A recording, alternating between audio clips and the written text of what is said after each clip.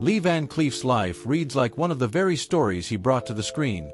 Quiet, hard-edged, and marked by moments that cut deeper than words ever could. Born Clarence Leroy Van Cleef Jr. in 1925 in Somerville, New Jersey, he came from humble beginnings, shaped early by discipline and later by his service in the United States Navy during World War II. That experience forged the stoic, controlled intensity that would become his signature. Hollywood didn't quite know what to do with his sharp features and piercing gaze at first, but what seemed unconventional soon became unforgettable. He wasn't the classic hero. He was something more dangerous, more interesting. From his early appearances in High Noon and Shane to his reinvention under Sergio Leone in For a Few Dollars More and The Good, the Bad and the Ugly, Van Cleef built a career out of silence, tension, and presence. Even after a devastating car accident threatened to end it all, he fought his way back, proving that resilience off-screen mirrored the grit he portrayed on it.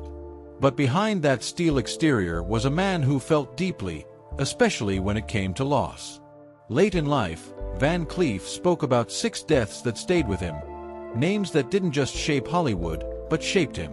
The passing of Gary Cooper in 1961 hit first and hardest. Cooper represented everything Van Cleef admired: restraint, dignity, and quiet power. He once reflected that Cooper showed him you didn't need to raise your voice to command attention. When Cooper died, it felt like something foundational disappeared, as if Hollywood had lost its moral center. Then there was Robert Ryan, whose death in 1973 struck a more personal chord. Van Cleef saw in Ryan a fellow explorer of the darker sides of human nature. Not exaggerated villains, but real, conflicted men. Ryan's fearlessness in portraying uncomfortable truths left a lasting impression, and his loss felt like the disappearance of a rare kind of honesty in acting. The death of John Wayne in 1979 signaled something even bigger: the end of an era. Though their styles couldn't have been more different, Van Cleef recognized Wayne as a symbol larger than film itself. With his passing, the mythic West they both inhabited began to fade, replaced by something more modern, less romantic. Richard Boone's death in 1981 felt like losing a rebel spirit, an actor who challenged the system rather than conforming to it.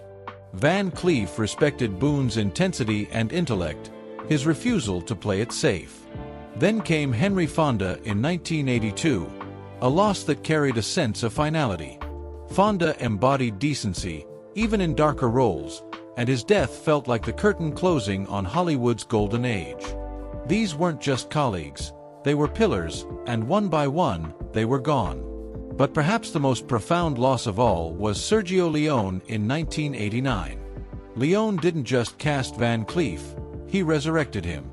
At a time when his career had stalled, Leone saw something others had overlooked and turned him into an international icon.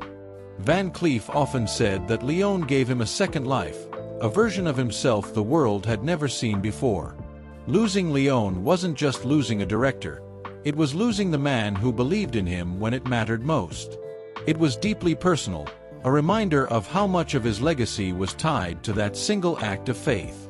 As the years wore on, Van Cleef himself battled failing health, heart disease, a pacemaker, and eventually cancer, but he never stopped working. That same quiet toughness carried him to the very end.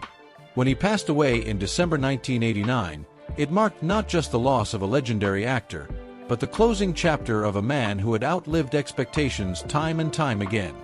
Buried at Forest Lawn in Hollywood Hills, his epitaph reads, "Best of the Bad," a line that perfectly captures his legacy. Because Lee Van Cleef didn't just play villains, he redefined them.